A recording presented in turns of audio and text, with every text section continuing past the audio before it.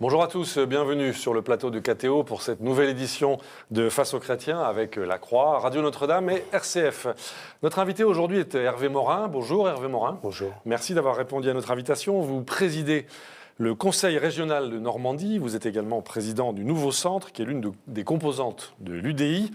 Je rappelle que de 2007 à 2010, vous avez été ministre de la Défense. Et récemment, vous avez déclaré « C'est au moins aussi bien d'être président de la Grande Normandie que ministre régalien ». C'est bien vrai, Hervé Morin ? Oui, je suis très heureux dans cette fonction, que je trouve qui a une capacité à formuler des propositions et des solutions nouvelles. Voilà, ça peut être un laboratoire formidable de la construction d'un projet politique et qui, si tant est, au bout de ces années-là, dans un écosystème national, qui est un environnement national qui vous est contraint en tant que président de région, vous arrivez à démontrer qu'un territoire peut devenir plus attractif, plus dynamique, plus énergique, parce que vous y avez mené des politiques innovantes, parce que vous avez essayé de bousculer un peu les choses. Je prends un seul exemple. Ça fait 20 ans que la Normandie est engluée dans un système ferroviaire moyenâgeux, dramatique. Vous n'imaginez pas ce que vivent les Normands tous les jours avec la SNCF. Quand l'espace de 4 mois avec le gouvernement, en proposant une solution innovante qui est de dire l'État ne sait pas gérer les trains intercités, en vérité, il ne sait pas quoi en faire. Nous, on va les prendre. Et en contrepartie, vous nous faites un chèque solde de tout compte pour avoir du matériel ferroviaire neuf, engager un programme d'équipement sur le réseau et faire en sorte qu'en 3 ans, on ait des trains qui soient dignes de ce qu'on doit avoir en 2020, parce que dans 3 ans, ça fait 2020. Voilà, on n'est pas resté à trépigner, à dire voilà, c'est la faute du gouvernement, ça va pas, machin, etc. On essaie de trouver une solution. Deuxième exemple, Grenelle de l'apprentissage. L'apprentissage a baissé en Normandie comme dans toute la France de 15%. On a fait un Grenelle pour co-construire. On a un monde fou qui vient en réunion pour participer à la construction politique. Ça prouve quoi ? Ça prouve que le dialogue entre des citoyens tellement déçus par la politique sont capables de revenir pour aborder un sujet et essayer de le bâtir ensemble. Et un sujet qui touche tout le monde. Et donc, très bien. Voilà, je suis très heureux. J'étais très honoré d'être ministre de la Défense. C'était une fonction absolument extraordinaire. J'ai en plus le sentiment d'avoir fait du bon boulot. Mais je suis très heureux en tant que président de région. Je ne vis pas ça comme... en quelque sorte, une fonction que j'ai prise à défaut d'une autre ou je ne sais quoi. Pas du tout. En plus de ça, je suis normand. Vous êtes là où vous devez être. La Normandie m'a tout donné.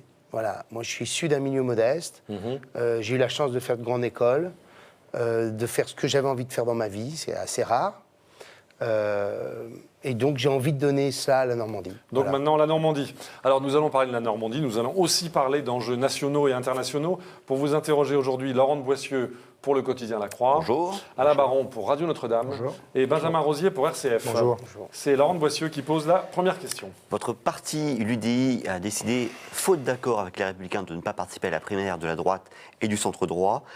Est-ce que, pour vous, un accord est encore possible avant les échéances calendaires du calendrier pour la primaire, qui est septembre ?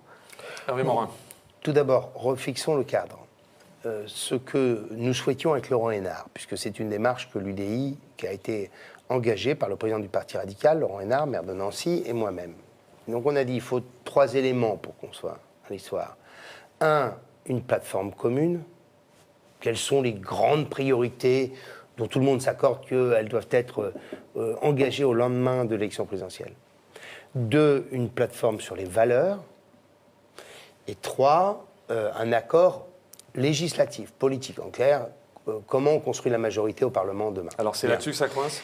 Non, ça n'a même pas coincé. C'est-à-dire que, globalement, voilà, on est arrivé sur ce sujet-là très tardivement par rapport au congrès de l'UDI. Moi, je rencontre les principaux leaders des Républicains. Je vois bien que tout le monde est ouvert à la discussion. Vous rencontrez Nicolas Sarkozy, par exemple ? Oui. Bien sûr que je vois Nicolas Sarkozy, je vois Alain Juppé, je vois Bruno Le Maire, je vois pas vu François Fillon ces derniers temps, mais j'ai eu au téléphone. Donc on se parle. On se parle, pas de raison. Et puis participer à la primaire, vous y participez de différentes façons. Et qui peut croire un seul instant que les parlementaires de l'UDI ne vont pas s'engager derrière tel ou tel candidat. Donc ils le feront. Ouais. Donc moi ce que je veux, c'est d'abord on a du temps. L'élection c'est tardivement, c'est même pas qui est candidat aux primaires. Bah, on le sait quand même, il y en a beaucoup quand même. Il y en a beaucoup trop. Oui, il y en a beaucoup trop. Mais il y en a beaucoup trop, mais il n'y en aura plus autant sur la ligne de départ. Donc c'est trop tard pour que l'UDI présente un candidat ou des candidats à la primaire. Moi, j'ai toujours été défavorable parce que l'UDI est un candidat à la primaire. parce que ça risque d'être une décote considérable par rapport à notre famille de pensée. Si on considère que notre famille de pensée représente 8 à 10% de l'électorat, comme c'est une élection très particulière, la primaire, c'est quand même le premier tour de la présidentielle. Absolument. Et donc, c'est d'abord une histoire très... pour être un candidat à une présidentielle, j'ai malheureusement vécu ça, donc je peux en parler d'autant plus, il faut rentrer dans l'inconscient collectif du pays.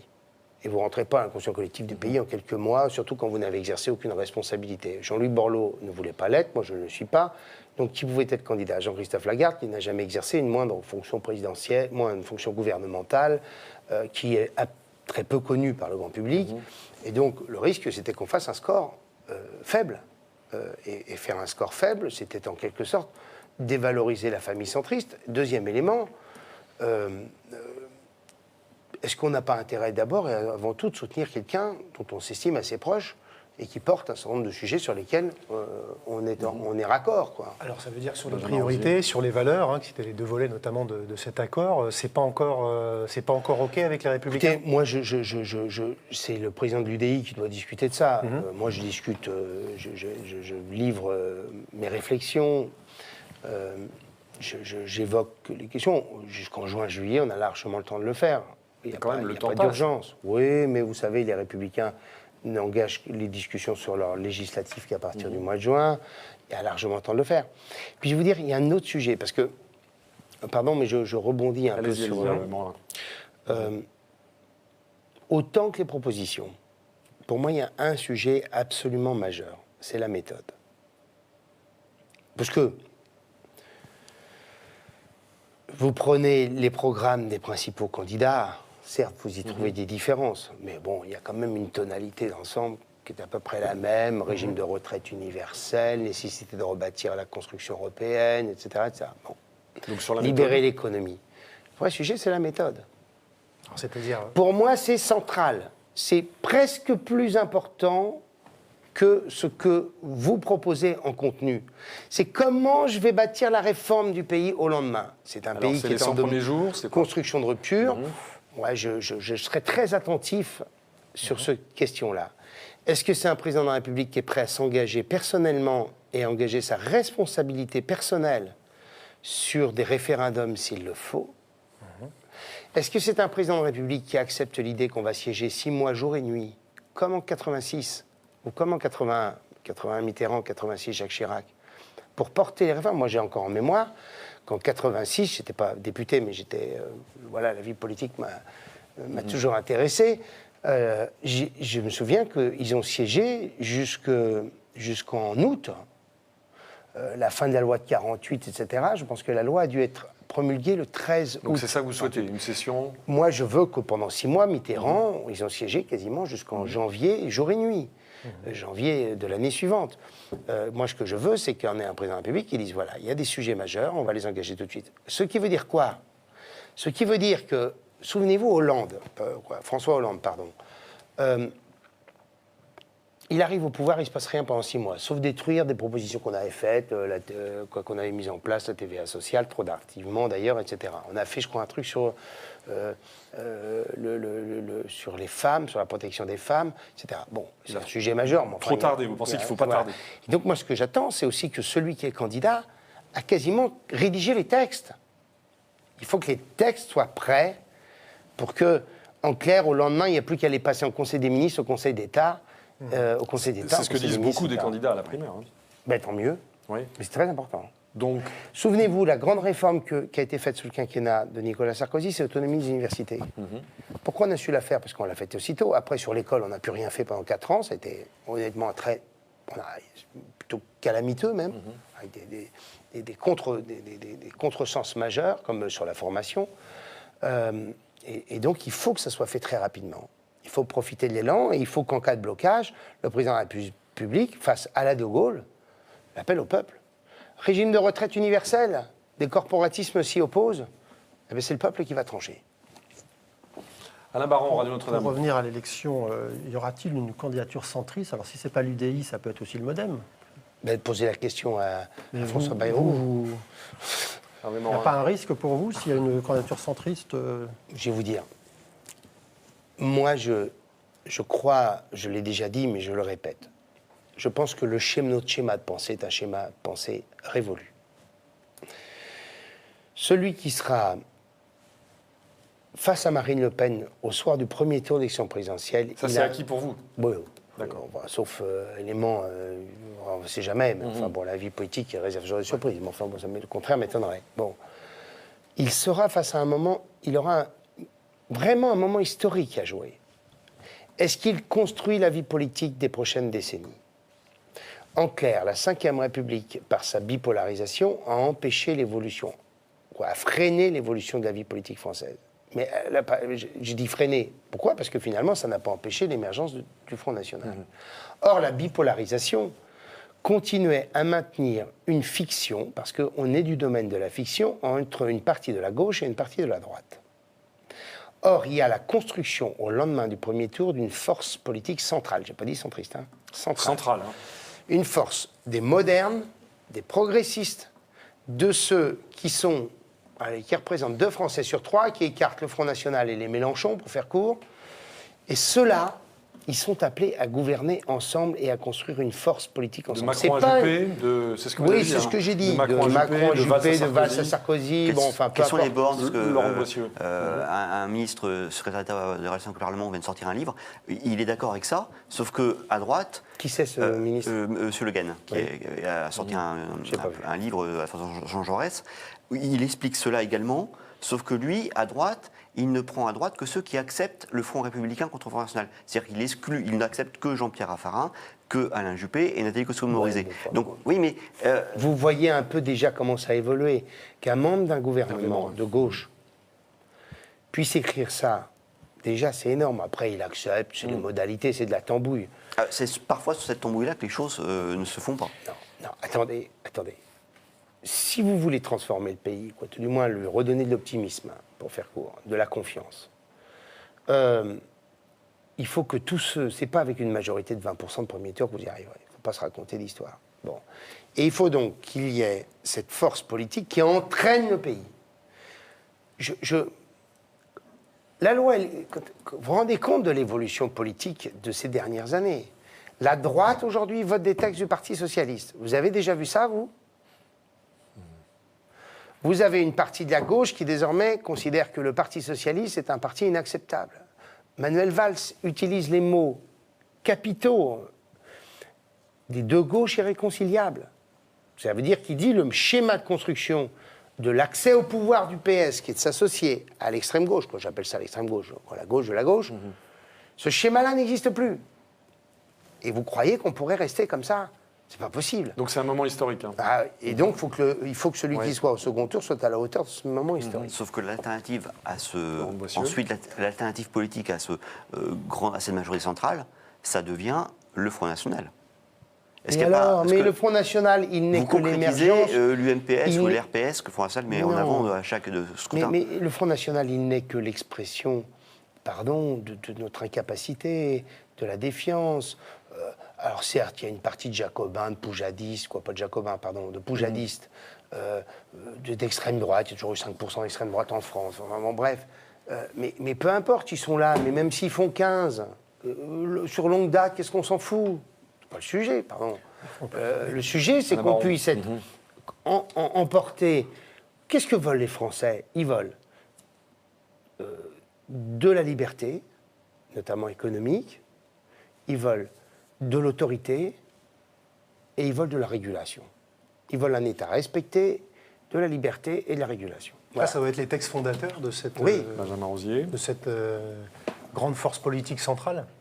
Oui, c'est le logiciel. Mais la loi El Khomri, première mouture, j'entends pas parce qu'il en reste, il ne reste rien. La loi El Khomri, premier tour, du début, honnêtement, elle n'était pas parfaite, comme toute loi d'ailleurs. Mais il y avait des choses qui étaient quand même des vraies évolutions, des vrais changements. Et c'était porté par qui? Par Manuel Valls. Je ne dis pas François Hollande, parce que François Hollande a discrédité profondément, dégradé profondément la fonction présidentielle. Il a perdu tout crédit. Il apparaît comme un personnage cynique dont les valeurs n'existent pas, quoi. Mais si on prend la majorité telle qu'elle est sur une partie d'elle-même, elle porte des messages qu'elle n'aurait même pas osé porter il y a quelques années. Quand vous avez une partie du PS qui dit le droit du travail est trop complexe et est un frein à l'embauche, c'est quand même des choses que Donc là, il faut y jamais aller, on c'est aurait ça que vous dit. dites. Il faut y aller, il faut y aller Il faut avec y aller, eux. mais il faut y aller Ouais. tous ceux qui sont sur ces schémas-là. Une dernière question d'Alain Baron. Radio Oui, Notre-Dame. Monsieur Macron, le phénomène Macron, vous y croyez? Enfin, quelle est votre analyse? Le nouveau Giscard, Hervé Morin. Oui, enfin, alors, tiens, je dirais Emmanuel Macron, c'est comme ça que je vais répondre. Je dirais, si c'est un nouveau Giscard, il faut qu'il intègre ce que Valéry Giscard d'Estaing a su intégrer, c'est la dimension du temps. Je vous rappelle qu'en 69, Valéry Giscard d'Estaing n'est pas candidat à l'élection présidentielle.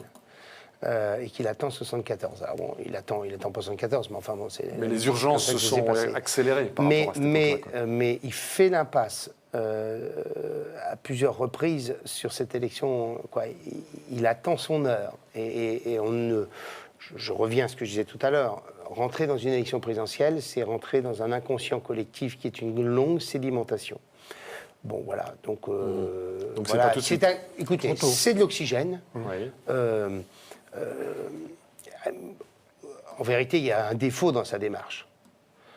C'est qu'il dit ni droite ni gauche, etc. Bon, très bien, d'ailleurs, c'est un peu ce qu'on dit tout à l'heure. En quelque sorte, il a construit quelque chose de nouveau.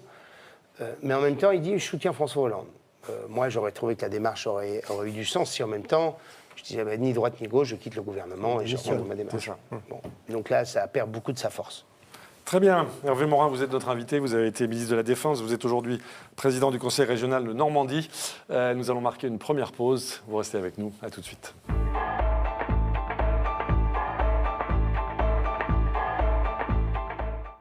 Retour sur le plateau de KTO pour cette édition de Face aux chrétiens avec La Croix, Radio Notre-Dame et RCF. Notre invité est Hervé Morin, président du Conseil régional de Normandie, ancien ministre de la Défense. Il est interrogé par Laurent Boissieu pour La Croix, par Alain Baron pour Radio Notre-Dame et par Benjamin Rosier pour RCF. C'est Alain Baron qui pose la première question. Oui, après le phénomène Macron, il y a aussi un autre phénomène qui n'est pas que parisien, c'est Nuit debout. Vous avez eu le temps d'y aller ou vous êtes comment vous voyez Est-ce que ça existe en Normandie aussi, Nuit debout? J'ai vu que c'était pas si facile d'y aller. Oui. Donc vous n'avez pas pris le risque d'y aller? Non, non, c'est pas ça le sujet. J'ai regardé ça. Voilà, c'est l'expression. On était durant la pause en train d'évoquer le pays un pays de rupture. D'où le fait que la candidature long fleuve tranquille.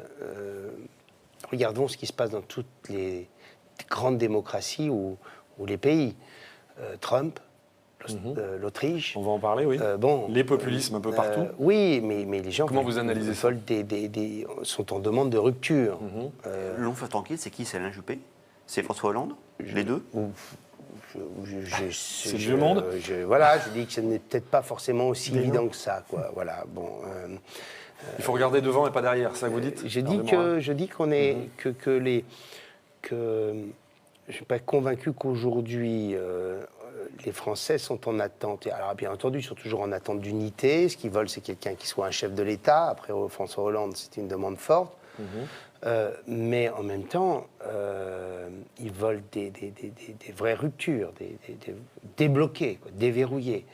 C'est quoi le projet de société? Parce qu'on parle de rupture d'une société donc je termine. Donc, Nuit debout, c'est une de l'expression de ces besoins de rupture. Voilà. Ni plus ni moins. Oui. D'accord. Oui. Je crois beaucoup plus. Oui. On évoquait ça avant l'émission. Je crois beaucoup plus à ce que représente, par exemple, le formidable succès d'un film comme Demain.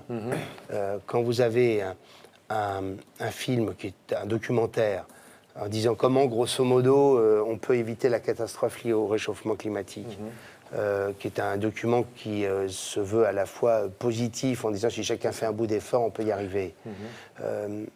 Qui a plus d'1 million de spectateurs, alors qu'il a été projeté dans combien de salles, j'en sais rien, mais très peu. Donc là, il se passe quelque chose. Ça prouve que là, il y a des transformations. Une volonté de construction positive. D'ailleurs, d'où la montée de la progression considérable de la consommation bio, etc., etc., des modes alternatifs, etc. Bon. Donc ça, c'est à surveiller. Alors, Benjamin Rosier. On en est aux prémices, hein, vous le disiez, mais quel pourrait être ce projet de société qui donne du sens à ces besoins justement de rupture dont vous parliez, de cette grande force politique centrale si elle devait se constituer entre les deux tours? Par exemple, pour prendre un sujet très centriste, liberté, autorité tout à l'heure. On va prendre l'Europe. Ouais. Celui qui ne dit pas, celui qui est simplement sur l'aménagement de la construction européenne se trompe. Il faut une rupture complète du projet européen. Réintégrer de la régulation? Non, il faut d'abord faire en sorte que l'Europe... Vous vous rendez compte, je prends un seul exemple. Comment nous, les Européens, face à la question des flux migratoires, on peut accepter, on peut signer avec les Turcs. Ça, il ne fallait pas le faire. Enfin, attendez, Ouais. avec les Turcs. Donc, quand même pas l'exemple d'une démocratie parfaite, dont on sait comment les minorités sont parfois traitées. Et dont on a accepté un processus d'adhésion à l'Union européenne. Et en plus, on a dit, ben, on va remettre... Et peut-être des visas. Ouvrir le chapitre. Et peut-être Bon, des enfin, visas. bon, tout le monde sait que ça, Ouais. c'est bon. Mais, Ça va pas se faire. mais on est capable d'aller, j'allais dire, sur cette espèce d'humiliation. Parce qu'on ne savait plus quoi faire. Mais hein. parce que l'Europe n'a plus de conscience, hein. Alors, parce qu'est-ce que qu'on l'Europe fait n'a plus de projet, parce que l'Europe est en déconfiture complète. Mais concrètement, Bon. qu'est-ce qu'il faut faire? Oui, Certains disent l'Europe qu'il politique, faut faire une Europe plus resserrée, avec Plus finalement resserrée. moins que 28, mais plus intégrée, plus fédérale. Bien plus intégré sur un noyau, enfin, on connaît la solution par cœur. Une vraie politique Moi, étrangère de défense. vous vous rappeliez que j'ai été ministre à la Défense. C'était impossible de construire l'Europe de la Défense. Impossible. Pourquoi? Ça butait sur quoi? Les Anglais n'en voulaient pas. Mais ça fait longtemps que c'est Oui, impossible. ils l'ont Non, jamais mais voulu. d'accord, mais ok. Qu'est-ce qu'on a tiré comme conséquence? On le sait, les Tchèques n'en voulaient pas. Il y a toute une partie des pays d'Europe centrale qui sont absolument hostiles à cette idée-là, qui sont très atlantistes. Et pourtant, la France avait fait l'effort de revenir dans le commandement intégré pour dire, vous voyez, il n'y a pas d'incompatibilité entre le commandement intégré et l'Union européenne. Bon. Mais donc qu'est-ce que vous faites à partir de ça? Vous construisez un projet européen dans lequel vous mettez des conditions telles pour faire avancer l'Europe de la défense qu'elle n'avance jamais. On a construit des outils avec le GT 1500 qui sont des battle groups, quoi, des forces de réaction rapide pour faire court. Tout est écrit sur les textes, sauf que c'est jamais mis en œuvre parce qu'il n'y a pas de volonté. Sur comment peut-on penser un seul instant que la situation sur la monnaie va tenir? Ça ne tiendra pas. Tout le monde le sait On bien. va vers la fin de l'euro, vous pensez, Hervé Morin? Au moins les Grecs, on voit bien que sur les Grecs, il y a un sujet, que rien n'est réglé. Et que face à moi je le dis depuis 10 ans, Dieu sait que je suis européen, je me vois encore faire toute une série de débats au moment où je ne sais quel débat européen national, dans des grandes écoles, les écoles de commerce, etc., où les jeunes étaient très, très engagés dans cette... Je leur disais, il faut changer de modèle. Parce que quand vous avez des économies aussi... avec des différentiels de compétitivité pareils, vous ne pouvez pas avoir une monnaie C'est ce que unique. disent depuis le début les opposants. Mais à la monnaie oui, unique. mais nous aussi on le disait à notre façon, de l'autre côté. Mais en qui disant, peut porter les cette uns- culture Alain Barra, Voilà, de donc Notre-Dame. si vous n'avez pas un candidat à la présidentielle, si vous n'avez pas un candidat présidentiel qui dit voilà, si c'est simplement pour dire on va refaire un mini-traité ou 3-4 aménagements, c'est zéro. C'est zéro. Voilà. Et alors, si les Britanniques sortent de l'Union européenne, ça sera une clarification, selon vous, nécessaire? Moi, je vis pas ça comme un cauchemar, quoi. C'est un échec de l'Europe qui n'a pas su, en fait, grosso modo, emmener les peuples européens. C'est ça. Mais c'est pas un cauchemar si on rentre dans un système avec un marché commun d'un côté et une Europe intégrée de l'autre. Je pense que les Britanniques qui voteraient la sortie des Anglais, qui voteraient la sortie de leur pays, Le Brexit. ne mesurent peut-être pas les conséquences pour leur économie, qui est une économie très intégrée, sur le champ qui joue la mondialisation à fond.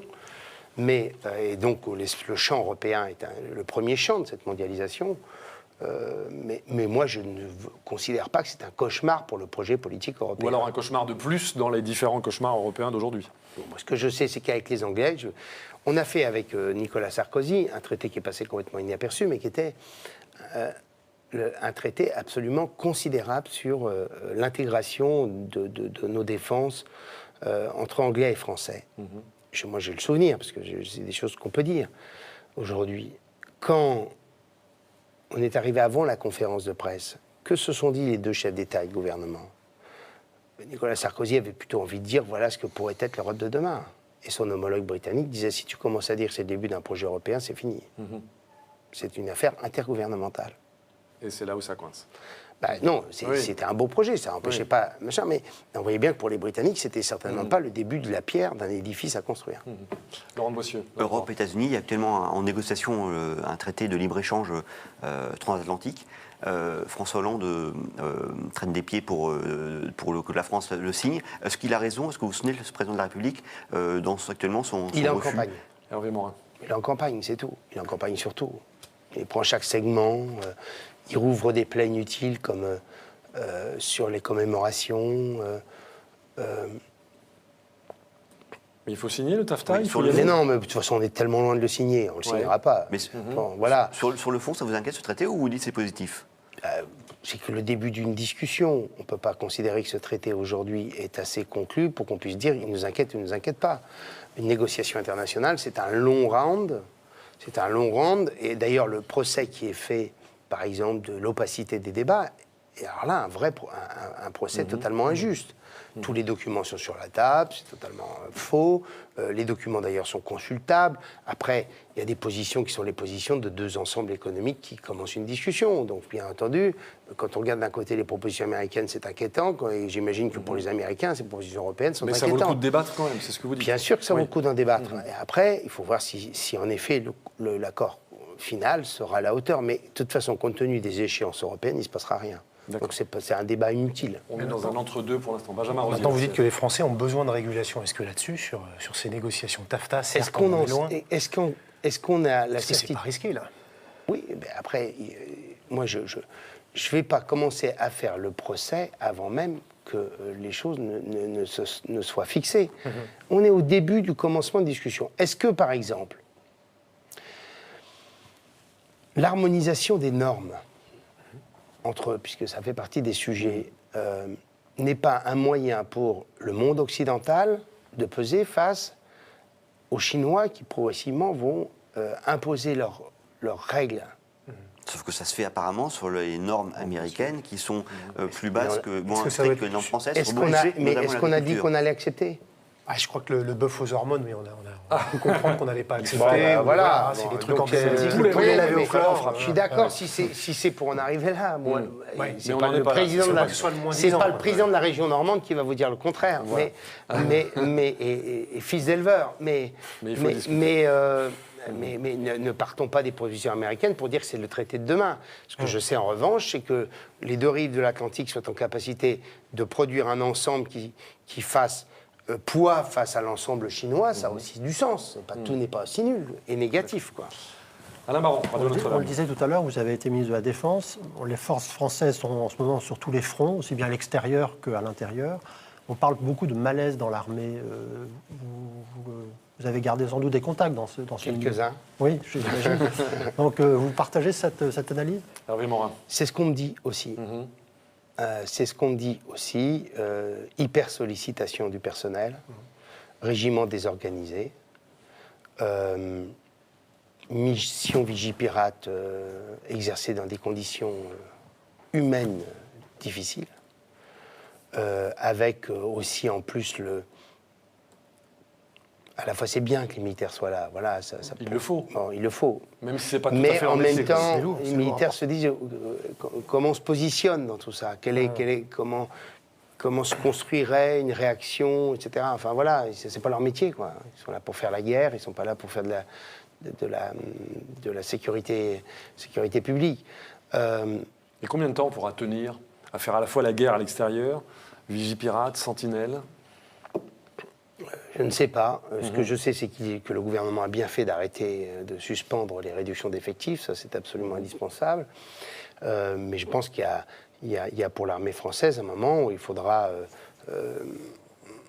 j'ose pas le dire parce qu'on est tellement loin de ça, mais s'il y a un peu de croissance enfin dans le pays, il va falloir faire en sorte que la défense ne soit pas oubliée dans cette histoire.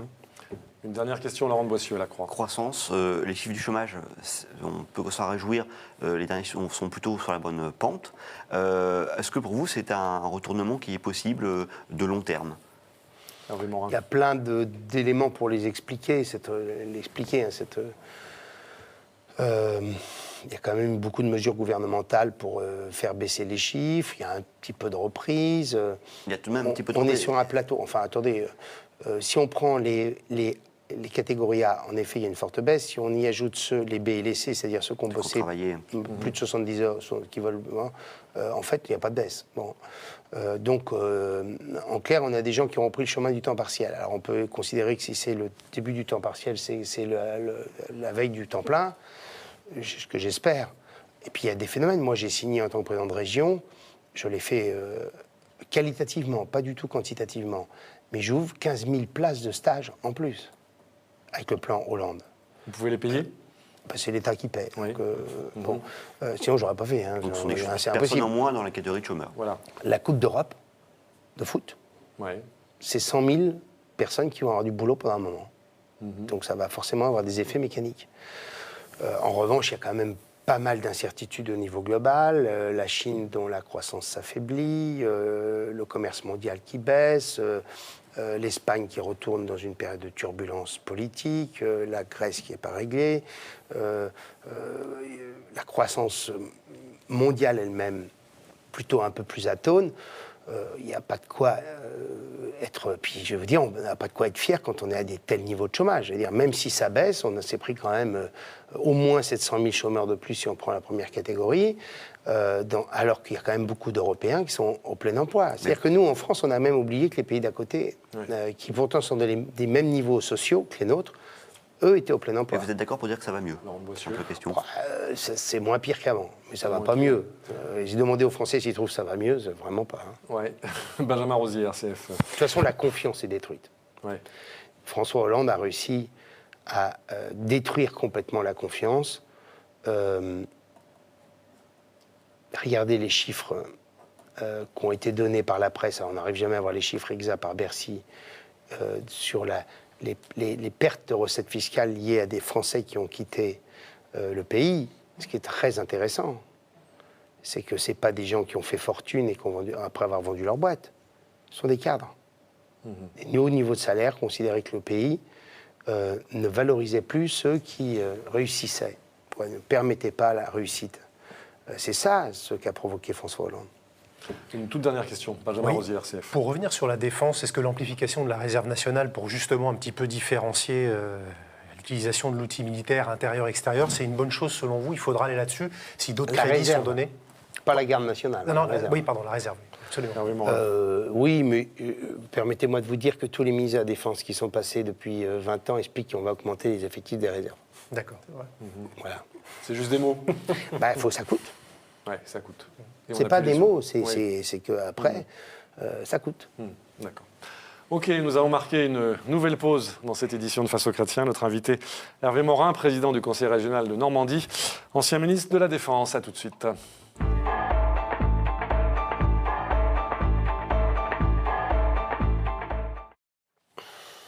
Retour sur le plateau de KTO pour cette édition de Face aux Chrétiens. Notre invité Hervé Morin, président du Conseil régional de Normandie, ancien ministre de la Défense et interrogé par Laurent Boissieu pour La Croix, par Alain Baron pour Radio Notre-Dame et par Benjamin Rosier pour RCF. C'est Benjamin Rosier qui pose la première question. Alors sur l'aéroport Notre-Dame-des-Landes, la décision d'un référendum local, selon vous, Ça, c'est du est-ce Hollande, une hein. bonne décision? C'est François Hollande dans toute sa splendeur. Quoi. Dans sa campagne? Déjà dans sa campagne, c'est ça? Non, mais je veux dire, oui, voilà. Quoi. Voilà, tu n'es pas capable de trancher, prendre des Parce que vous parlez de grandes consultations au niveau national, mais là, est-ce qu'au niveau local, Non. en effet, face à un blocage, Et alors pourquoi simplement les gens... Je crois que simplement c'est Loire-Atlantique, en effet. Loire-Atlantique. Ouais. Excusez-moi, mais un aéroport de cette dimension, ça ne concerne pas simplement le département 44. Quoi. Même les Normands devraient voter, non? Écoutez, pour les Manchois, c'est un sujet. Oui, voilà. D'accord. Alain Baron. Finalement, vous êtes Je plus ne sévère. revendique rien, mais Oui, je veux oui, dire, vous posez la si- question. si- Vous posez si la vous question. avez un vrai aéroport international de rayonnement international, ça concerne au moins la région Pays de la Loire quoi, et une partie de la région Bretagne. C'est tout l'Ouest. Oui, finalement, vous êtes plus sévère sur François Hollande que certains ténors des Républicains. Vous lui en voulez tant que ça? Hervé Morin. Je trouve que c'est une telle déception. Voilà. Mais vous n'y avez jamais cru.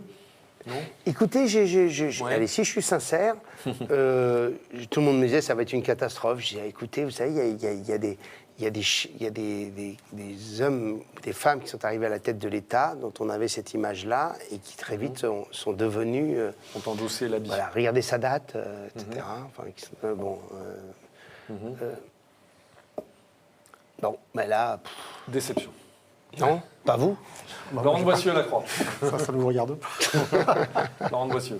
Sujet plus grave et important, Salah Abdeslam a été transféré en France et incarcéré à Fleury-Mérogis.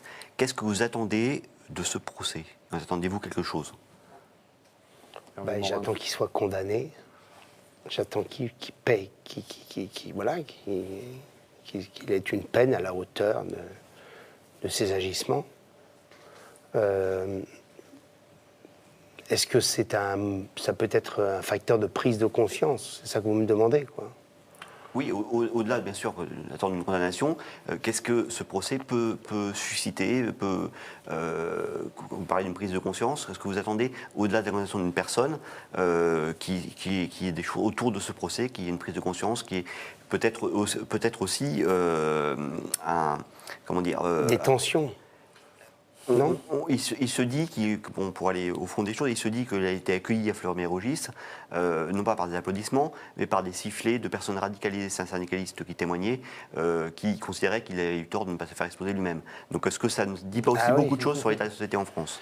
Écoutez, je n'en sais rien. Carrément. Ce que je crois, c'est que ce procès, au-delà du fait qu'il doit payer, et qu'il doit payer très lourd,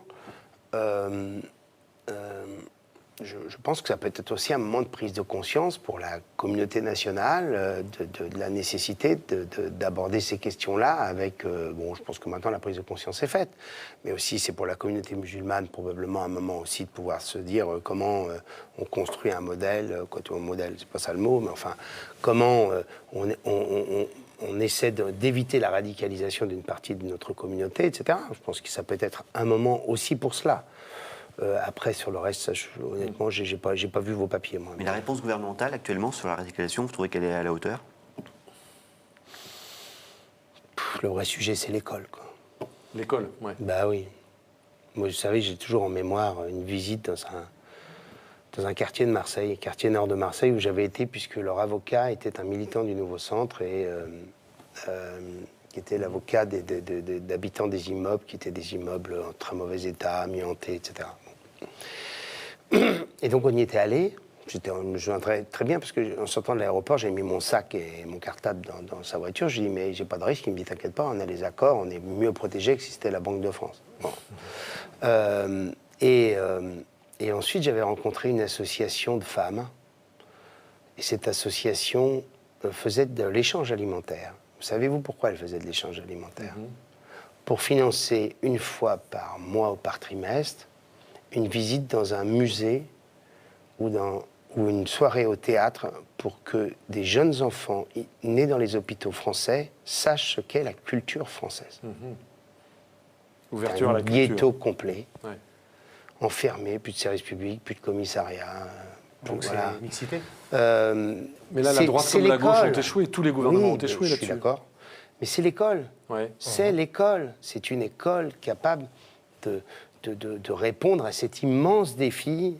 Mais j'allais dire, il y a ce défi-là, comme il y a le défi de l'inégalité criante. Je veux dire, dans un pays autant attentif à l'égalité, dont on dit souvent qu'il est égalitariste, comment le pays accepte autant d'inégalités sur le système éducatif? Dis-moi ce que font tes parents, je te dirai ce que tu vas faire dans la vie. C'est quand même effrayant.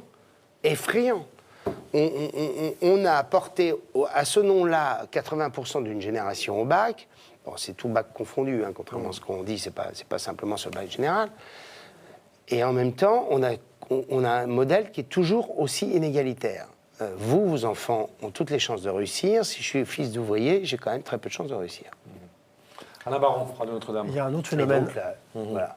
Il y a un autre phénomène inquiétant, c'est qu'on a l'impression que la laïcité est devenue un problème en France, alors que pendant des décennies, on la vivait relativement bien. Comment vous expliquez ça et quelle est votre analyse? Hervé Morin. Parce qu'on a été faible. Faible par rapport Sur à... quel Nous, plan, on face a à été qui? faible, nous, la communauté, en acceptant des dérives que la laïcité aurait dû interdire immédiatement. Par exemple, Par exemple. concrètement. Le respect, les femmes, le respect des femmes, l'égalité des femmes. Quand François Hollande s'est fait reprendre en disant sur ce lieu de prêche à Brest, en disant on l'a fermé depuis, que le lendemain toute la presse a dit mais c'est pas fermé du tout. Voilà. Bon. Comment on a pu laisser un imam continuer en ayant les mots qui étaient les siens. Et la difficulté, c'est que On est lâche. les mots qu'il On a emploie, été lâche. les mots qu'il emploie, même s'ils sont intolérables par rapport à la notion des choses, ne sont pas forcément des mots qui sont pénalement répréhensibles. On peut peut-être fermer aussi quand on a un appel à la haine systématique, au rejet de la culture occidentale, à notre communauté nationale, enfin ce que nous sommes. On peut peut-être aussi réagir, non? Chez vous, en Normandie, ça se passe comment, Hervé Morin, sur ce plan-là, vis-à-vis des islams? C'est pas une région dans laquelle il y a... Ouais. Moi, j'ai rencontré, en tant que président de région, j'ai fait un déjeuner œcuménique, d'ailleurs, que je dois refaire, pour que j'ai trouvé très utile, pour qu'il y ait des moments de dialogue des différentes communautés religieuses. La communauté musulmane que j'ai rencontrée aussi... voilà, a parfaitement conscience du rôle qui est le sien, pardon. Donc on n'est pas dans un lieu. Il y a La question quelques du voile, les cantines voilà. scolaires, il n'y a pas de problème qui se pose chez vous? Tenez, ça fait partie des sujets. Quoi. Ouais, bien sûr. Voilà. Non, pas à ma connaissance, franchement. D'accord. Benjamin Rosier, RCF. Sur cette question du voile à l'université, il y a eu, il y a très peu de temps, une journée du voile à Sciences Po Paris en soutien Oui. aux étudiants de voilés. Est-ce que ça vous a choqué, ce genre d'opération? Hervé Morin. Oui, je ne crois pas que ça a eu beaucoup de succès quand même. Hein. Non. Bon, donc il ne faut peut-être pas non plus porter en pas un épingle phénomène quelque national. chose. Ouais, voilà, bon, voilà, je pense qu'il faut relativiser. En revanche, dans le cadre de la loi El Khomri, les centristes ont porté des amendements sur la construction, la possibilité de construire un règlement intérieur autour de ces questions-là dans l'entreprise. Ça a été rejeté. Ce qu'a fait le patron du groupe Paprec, je trouvais que c'était bien qu'on le construise qu'on lui donne un cadre législatif, même si après c'est un accord d'entreprise, etc. Bon, ça, ces sujets-là, moi, à mon avis, doivent être sur la table. Je pense que la laïcité, elle doit avoir aussi sa place dans l'entreprise. Laurent de Boissieu. J'allais vous poser une question sur Daesh en tant que ministre de la Défense, mais je rebondis là sur ce que vous dites. Le voile, vous le voyez comment? Vous le voyez comme un simple signe religieux de l'islam, ou vous le voyez comme un signe d'égalité homme-femme dans les sociétés? Hervé Morin. Quand vous me posez la question, moi-même, c'est pas la question en elle-même. Voilà, elle est complexe. C'est pas aussi simple que ça. C'est après derrière le voile, quelle est la démarche, quoi? Est-ce qu'il y a simplement, grosso modo, l'expression d'une foi, ou est-ce qu'au contraire, il s'agit d'une expression de contestation de notre modèle? Est-ce que le voile est islamique ou islamiste? Ouais, voilà, c'est toute la question. Donc c'est pas aussi simple que ça. Si c'était aussi simple, d'ailleurs, on aurait déjà trouvé la solution. Mais ce qui est sûr, c'est qu'on doit considérer que quand les lignes jaunes sont franchies, elles sont franchies, et il faut que la République soit dure. Et on l'a pas été assez. Alain Baron, Radio Notre-Dame. Oui, la France est traditionnellement la protectrice des chrétiens d'Orient. Est-ce que vous trouvez qu'on en fait assez pour eux? Est-ce que vous en accueillez chez vous en Normandie, Oui, Hervé y en Morin? a-t-il en Normandie? Oui, il doit y en avoir. Honnêtement, Ouais. on n'est pas sur une. C'est pas la région n'est pas sur ces sujets-là, mais j'imagine qu'il doit y en avoir d'accueil, mais franchement, j'ignore. Donc, moi, vous savez, j'ai souvent signé, depuis plusieurs années, j'ai signé une tribune dans la Croix, etc., sur la protection des chrétiens d'Orient. J'ai une amie qui est présidente d'une ONG qui va beaucoup là-bas et qui évoque à quel point ils vivent un cauchemar. Bon, voilà, je trouve qu'on a été quand même beaucoup dans la lâcheté et l'indifférence sur cette question. Et alors le pape François qui embarque des migrants musulmans dans son avion, c'est un signe prophétique. C'est comment vous avez apprécié cette chose, ce geste? Il exprime la générosité de la foi chrétienne. faut le voir comme ça. Et sur cette question justement des migrants et des réfugiés, vous parliez de conscience européenne, on a perdu une conscience européenne. Sur cette question-là, la conscience européenne, elle doit être laquelle? Ça doit être l'accueil, mais avec de la fermeté. Qu'est-ce qu'on peut faire? Parce qu'on voit que finalement la relocalisation, je trouvais très humiliant que cette question-là, on la sous-traite. Ouais. C'est-à-dire, on est quand même, a priori, en capacité d'aborder cette question par nous-mêmes, et, surtout, et pas de la confier aux Turcs, qui n'est quand même pas le modèle démocratique le plus parfait. Bien. J'ai rien contre la Turquie, c'est pas le sujet, mais bon. Est-ce qu'on doit être ferme? Oui. Bien sûr. Mais on aborde ça toujours sur cet aspect. Moi, je trouve tellement atterrant qu'on ne soit pas capable de mettre en œuvre un programme de soutien d'un pays qui est l'espoir d'une autre relation entre les deux rives de la Méditerranée. C'est la Tunisie. La Tunisie, c'est le lieu à partir duquel, le pays à partir duquel il y a l'espoir de construire une autre relation que celle des barbelés et des barricades. Eh bien, on est incapable, nous, Européens, de ce petit pays dont le PNB... Vous parlez de co-développement? Oui, de co-développement, de plan Marshall, c'est-à-dire faire ce que les Américains ont fait avec nous au lendemain de la guerre. Oui, à ce point-là. Vous vous rendez compte? On est incapable, les Européens devraient avoir un certain nombre de pays sur lesquels ils disent, voilà, le Maroc, bon, qui s'en sort bien, le Maroc, même, est en train de devenir progressivement une monarchie parlementaire. On peut l'espérer. Bon, je sais, il y a encore du chemin, mais bon, si on voit, il y a quand même aussi du chemin parcouru. Bien. Est-ce qu'on ne peut pas essayer de bâtir quelque chose de positif? En disant, voilà, il y a des pays cibles, on évite de s'éparpiller dans des centaines de pays. Je vous rappelle que l'aide au développement en Europe, c'est énorme, c'est des dizaines de milliards. Bon, nous sommes le premier pays, le premier espace politique mondial en termes d'aide au développement. Bon, est-ce qu'on pourrait, au contraire, reconstruire, se dire, voilà, on a la problématique des réfugiés. Alors, il y a des réfugiés politiques, là-dessus, c'est la volonté politique européenne, la volonté d'avoir une politique étrangère, une politique de défense. Bon. Et puis il y a d'autres pays, soit qu'on doit conforter, qu'on doit solidifier, qui peuvent être le début d'un espace démocratique sur le Maghreb et le Machrek. Et pour ça, on va y mettre le moyen.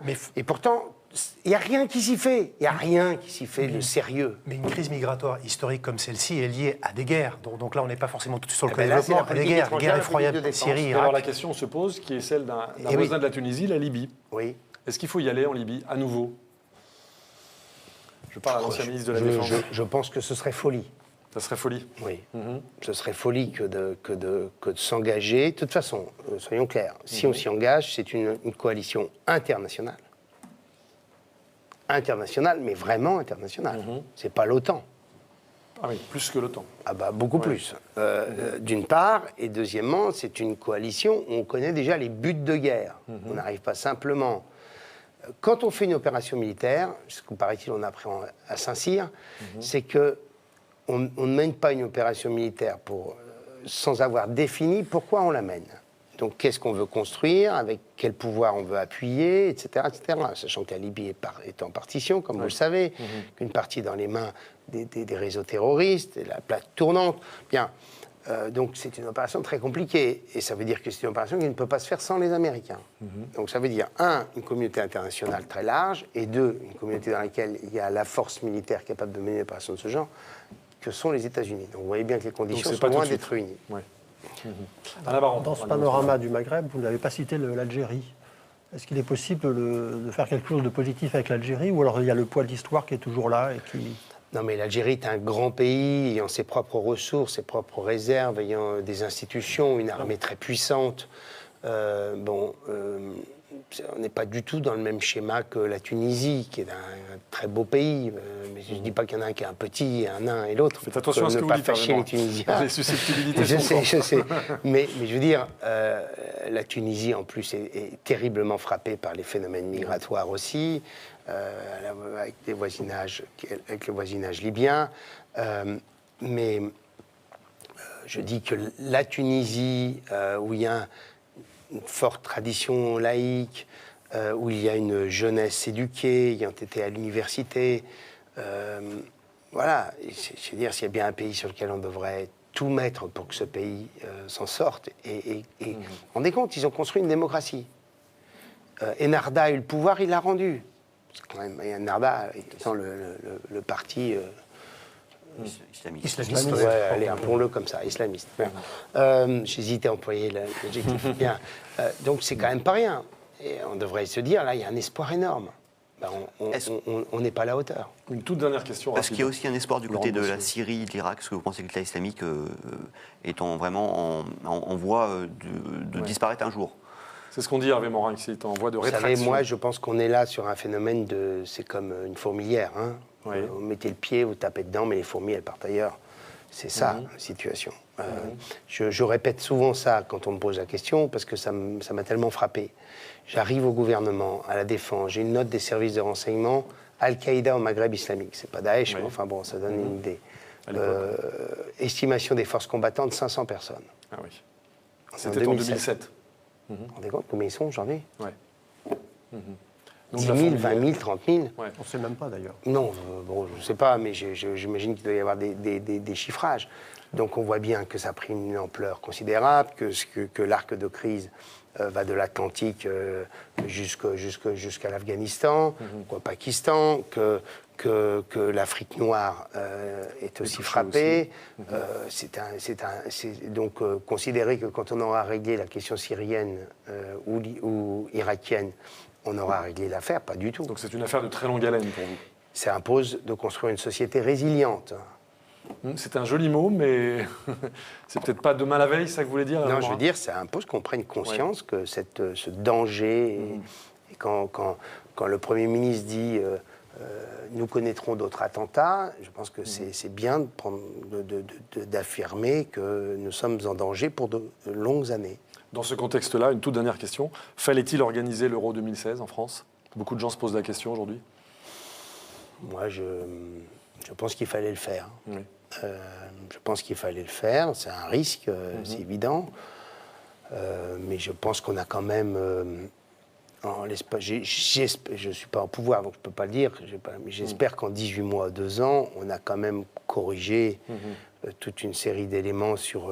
notamment la construction d'un système d'information qui nous permet de maîtriser les pouvoir situations. un peu plus, on n'y maîtrisera jamais, mais voilà. Merci à vous, Hervé Morin. Je rappelle que vous êtes président du Conseil régional de Normandie. La vous plus avez belle été région de France. la plus belle région de France. Vous l'avez dit. Merci à vous tous qui nous avez écoutés. Vous pouvez évidemment retrouver cette édition de Face aux Chrétiens sur les sites des partenaires La Croix, KTO, Radio Notre-Dame et RCF. Nous vous donnons rendez-vous à la semaine prochaine. Merci de votre fidélité. Au revoir.